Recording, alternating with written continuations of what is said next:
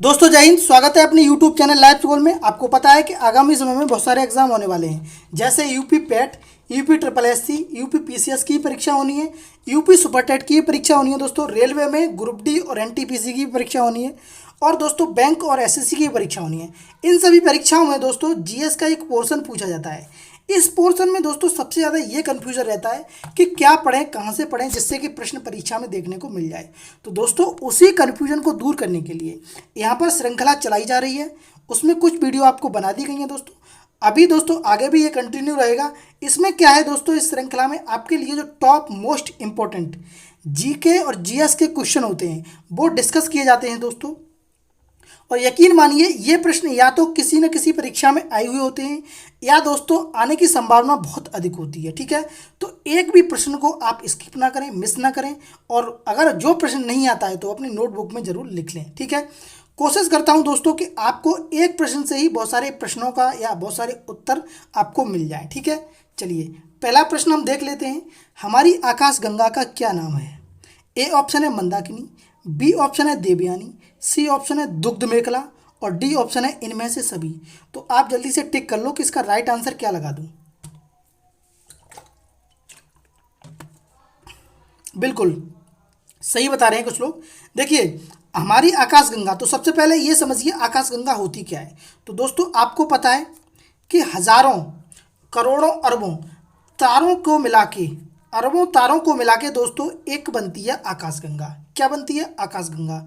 और हजारों करोड़ों अरबों आकाशगंगाओं को मिला के बनता है ब्रह्मांड। ठीक है, एक लाइन में मैंने दोनों ब्रह्मांड और आकाशगंगा की परिभाषा समझा दी है। अब समझिए, इसी आकाशगंगा में एक तारा है सूर्य। क्या है? सूर्य, जिसके जो चक्कर है वो पृथ्वी लगा रही है। तो अब हमारा संबंध किससे हुआ कि कौन सी ये आकाशगंगा है जिसमें सूर्य है, या हमारी आकाशगंगा का क्या नाम है? तो दोस्तों तुम्हारी या हमारी या सूर्य की आकाशगंगा का नाम जो है वो मंदाकिनी भी है, देवयानी भी है, दुग्ध मेखला भी है। तो इसका राइट आंसर अगर मैं लगाऊं तो इसका राइट आंसर होगा डी, है ना।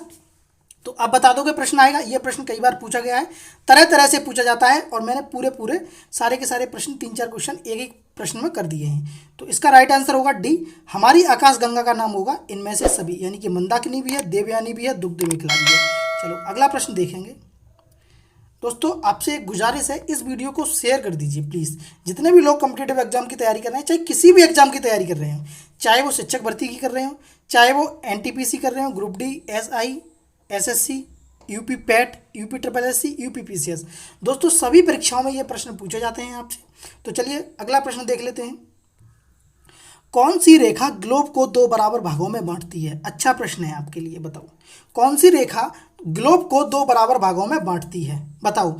ए ऑप्शन है कर्क रेखा, बी ऑप्शन है मकर रेखा, सी ऑप्शन है भूमध्य रेखा, और डी ऑप्शन है आर्कटिक वृत्त। तो जल्दी से बताओ इसका राइट आंसर क्या लगा दिया जाए।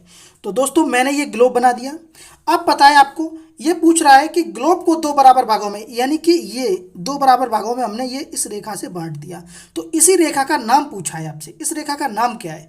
तो दोस्तों पहले तो आप ये समझिए कि ग्लोब पर तिरछी पड़ी हुई रेखाओं को अक्षांश रेखा कहते हैं। क्या कहते हैं? अक्षांश रेखा, जो कि ग्लोब पर 181 है। कुछ लोग 180 लगा देते हैं, लेकिन अगर ऑफिशियल आंसर देखा जाए तो इसकी जो राइट आंसर है वो 181 है। तो यही इस अक्षांश रेखा का नाम पूछा है कि ये जो रेखा है वो 2 बराबर भागों में बढ़ रही है, इसका नाम क्या है? तो दोस्तों इसका नाम है भूमध्य रेखा। क्या नाम है? भूमध्य रेखा, इक्वेटर, और इसे विषुवत रेखा भी बोलते हैं, जिसका दोस्तों 0 डिग्री कोण है। ठीक है, तो ये बात आपको याद रखनी है कि 0 डिग्री अक्षांश पर दोस्तों विषुवत रेखा है, जिसे भूमध्य रेखा भी बोलते हैं, इक्वेटर भी बोलते हैं। इससे थोड़े नॉर्थ साइड में जाएंगे दोस्तों, इधर, और इधर साउथ है, इधर नॉर्थ साइड में आएंगे तो यहाँ पर मिलेगा 23.5 डिग्री, है ना। 23.5 डिग्री में दोस्तों यहाँ पर एक रेखा मिलती है, उसका नाम है कर्क रेखा। क्या नाम है? कर्क रेखा। और दोस्तों साउथ में आएंगे 23.5 डिग्री, तो उसका नाम है दोस्तों भूमध्य रेखा। क्या नाम है? भूमध्य रेखा। ठीक है, उसके दोस्तों आपको पता होगा ये, तो ये क्वेश्चन कई बार पूछा जाता है कि ग्लोब को 2 बराबर भागों में कौन सी रेखा बांटती है? तो भूमध्य रेखा बांटती है। और नॉर्थ साइड में 23.5 पर दोस्तों कर्क रेखा है, नीचे मकर रेखा है। ठीक है, चलिए अगला प्रश्न देख लेते हैं। प्रश्न है कि पृथ्वी एक देशांतर घूमने में कितने मिनट का समय लेती है? अच्छा प्रश्न है, कई बार प्रश्न पूछा भी गया है, आप जल्दी से टिक करो। पृथ्वी 1 मिनट, वो एक देशांतर घूमने में कितना समय लेती है? जल्दी से बताओ कितना समय लेती है एक देशांतर घूमने में? आपको पहले मैं देशांतर, देखो अक्षांश रेखाएं बता दी, ऐसे ही मैं देशांतर रेखा, इधर नॉर्थ है इधर साउथ है, ठीक है। जो रेखाएं नॉर्थ से साउथ की तरफ खींची जाती हैं ऐसे करके, ठीक है, ये वाली रेखाएं, इन रेखाओं को कहते हैं देशांतर रेखा, और इनकी संख्या ग्लोब पर 360 है। कितनी है? 360। तो वही कह रहा है कि एक देशांतर घूमने में कितना मिनट का समय लेती है। तो दोस्तों इसका राइट आंसर अगर होगा तो 4 मिनट का समय लेती है। कितने मिनट का समय लेती है? 4 मिनट का। देखिए डिस्कस और एक्सप्लेन तो मैं बहुत कर सकता हूँ इस क्वेश्चन को, लेकिन वीडियो जो लंबा हो जाता है उसका भी ध्यान रखना पड़ता है, तो इस वजह से जो इंपॉर्टेंट चीज़ें हैं वो मैं आपको बता देता हूँ। अगला प्रश्न है कि भारत की मानक समय रेखा भारत के कितने राज्यों से गुजरती है? मैंने पूछा है भारत की मानक समय रेखा, है ना। तो भारत की मानक समय रेखा भारत के कितने राज्यों से गुजरती है? तो सबसे पहले भारत की मानक समय रेखा क्या है? तो दोस्तों भारत की मानक समय रेखा को माना गया है 82 सही 82.5 डिग्री, ठीक है। 82.5 डिग्री दोस्तों जो है वो भारत की मानक समय रेखा है, और ये दोस्तों भारत के कितने राज्यों से गुजरती है?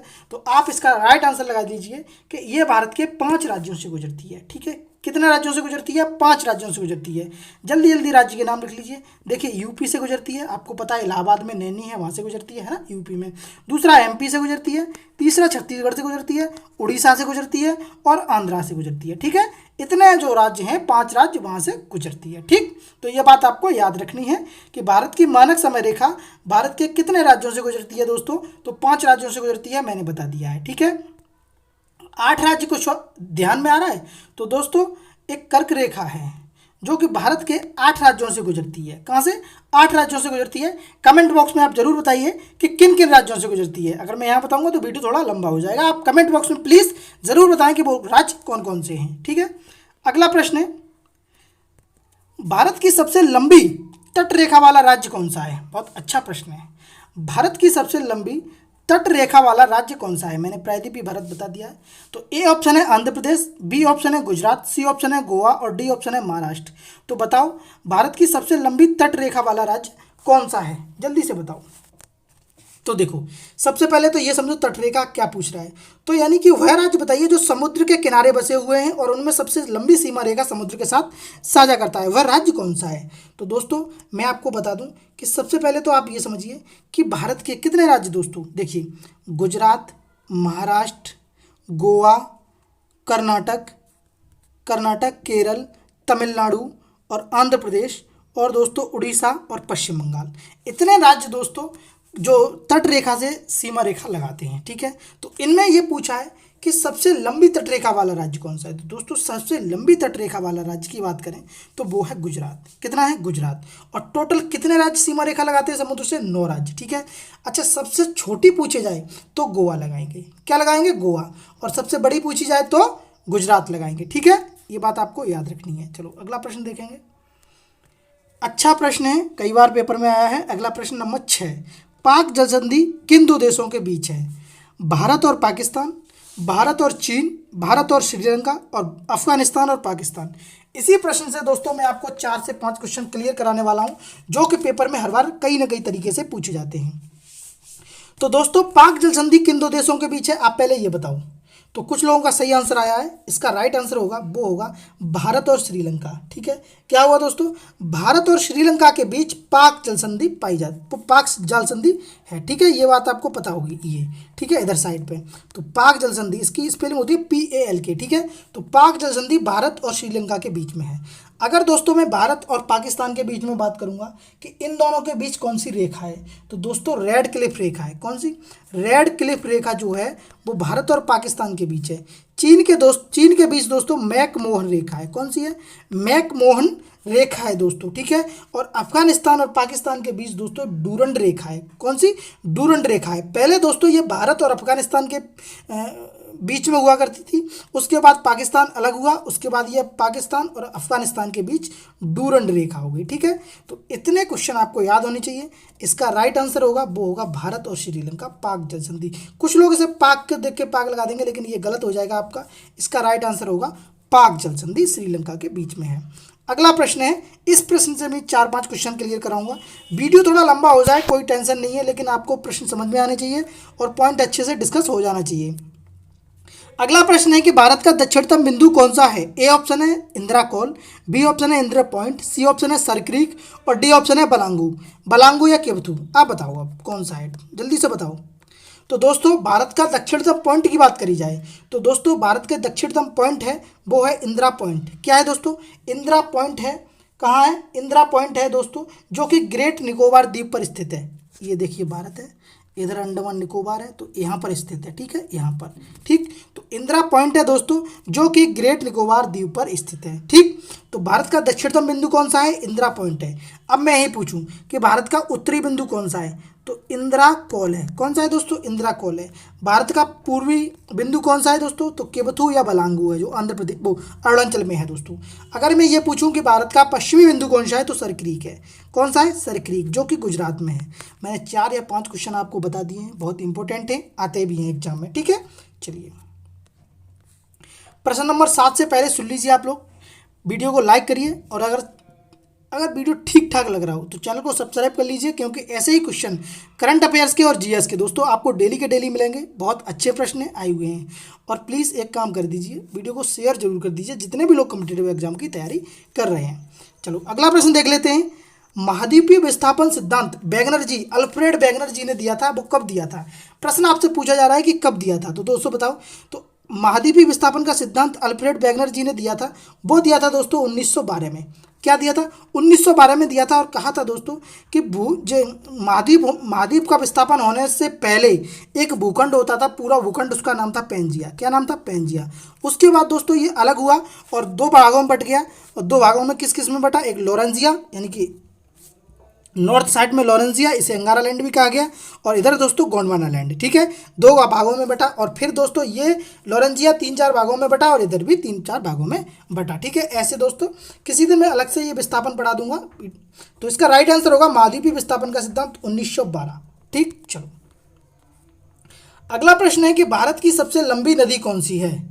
अगर ये प्रश्न नहीं कर पाया तो भूल जाओ जीएस पढ़ना। बताओ भारत की सबसे लंबी नदी कौन सी है। ए ऑप्शन है गंगा, बी ऑप्शन है यमुना, सी ऑप्शन है गोदावरी और डी ऑप्शन है ब्रह्मपुत्र। देखिए मैं ऑप्शन भी आपके लिए ऐसे डालता हूँ जिससे कि आपको 3-4 क्वेश्चन ऑलरेडी तैयार हो जाए, ठीक है। तो बताइए भारत की सबसे लंबी नदी कौन सी है। तो दोस्तों भारत की अगर सबसे लंबी नदी की बात करेंगे तो वो है गंगा। क्या है दोस्तों, भारत की अगर सबसे लंबी नदी की बात करूँगा तो वो है गंगा। कौन सी है, गंगा। लेकिन दोस्तों अगर यमुना की बात करी जाए तो दोस्तों यमुना नदी जो है वो गंगा नदी की सबसे बड़ी सहायक नदी है, ठीक है। सबसे बड़ी सहायक नदी कौन सी है, यमुना नदी की, यमुना नदी गंगा नदी की, ठीक है।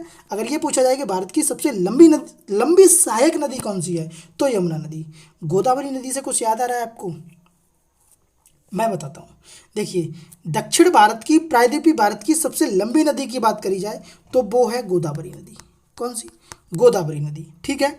अच्छा ब्रह्मपुत्र नदी बताओ।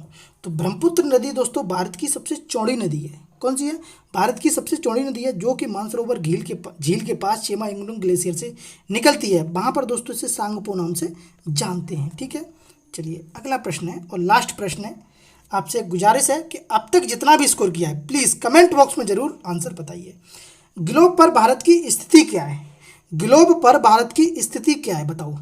ग्लोब पर दोस्तों भारत की स्थिति पूछ रहा है। तो आपको पता है ये है भूमध्य रेखा, ठीक है, और ये है कर्क रेखा, ठीक है, 23.5 वाली, ठीक है। अच्छा ये कर्क रेखा है दोस्तों। अब आपको पता है कि भारत जो है वो कर्क रेखा भारत को काटती है, 8 राज्यों से गुजरती है, तो यहीं पर भारत होगा। तो दोस्तों इधर है नॉर्थ, इधर है ईस्ट और इधर है साउथ, ठीक है। तो अब आप आंसर लगा दीजिए कि इसका राइट आंसर क्या होगा। तो दोस्तों ग्लोब पर भारत की स्थिति है वो है उत्तर दक्षिण में, उत्तर पूर्व में, पश्चिम पूर्व में या दक्षिण पश्चिम में। दोस्तों ये प्रश्न बहुत इंपॉर्टेंट है, कई बार आया है। तो इसका राइट आंसर अब क्या लगा दूं, अब तो समझ गए होंगे। इसका राइट आंसर दोस्तों होगा वो होगा उत्तर पूर्व में। कहाँ पर होगा, उत्तर पूर्व में दोस्तों भारत की स्थिति है ग्लोब पर, ठीक है। तो आप समझ गए होंगे। अच्छा ये बताइए कि वीडियो कैसा लगा, वो कमेंट बॉक्स में करके ज़रूर बताएं और अपना स्कोर ज़रूर लिख के बताइए कि आपका स्कोर कितना रहा है। और भारत के कितने राज्यों से कर्क रेखा गुजरती है, 8 राज्यों से। इन 8 राज्यों के नाम लिखिए। बहुत छोटा सा प्रश्न है, क्लास 4th या 5th का प्रश्न है। आप लोग जल्दी से नाम लिखिए, ठीक है। चलिए मिलते हैं अगली वीडियो में, तब तक के लिए धन्यवाद।